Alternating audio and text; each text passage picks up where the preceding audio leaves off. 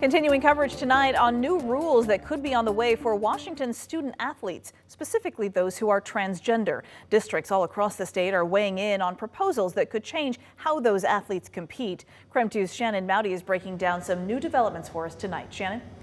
And Whitney, nothing has changed yet. That part of the process comes this spring, but the WIAA's first serious discussion of possibly banning trans girls from girls' sports almost ended before it started.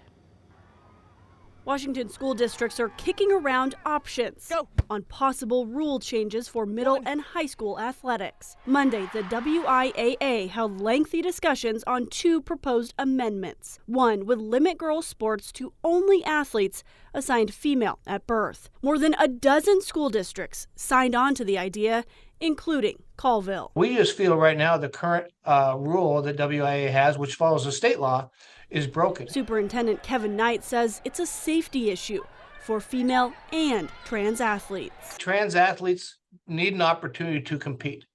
Right now, we're not sure that the rule is fair for everybody. The second amendment, which got about half the district's support as the first, would create three separate divisions, including one just for transgender competitors. Sponsor Superintendent David Vanderyacht says it all stems from last year's track championships. My heart was broken watching a transgender female athlete win a state championship among her peers and then stand on a podium in which her peers did not accept her. Almost immediately Monday, concerns became clear. There was discussion on what the open division would mean and how it would be difficult for teams to qualify and enough teams to generate a state tournament. The biggest issue causing some superintendents and athletic directors to suggest putting off the amendments for a year was legal. It doesn't make sense to vote on something that could not be implemented if law does not allow it to be implemented. WIAA's board says even if the amendments, if adopted,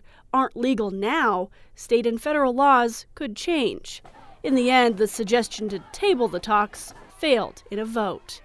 So for now, the discussion continues. And hash out what works for trans athletes, what works for our female athletes, and what they can do, what safe boundaries they have for everybody.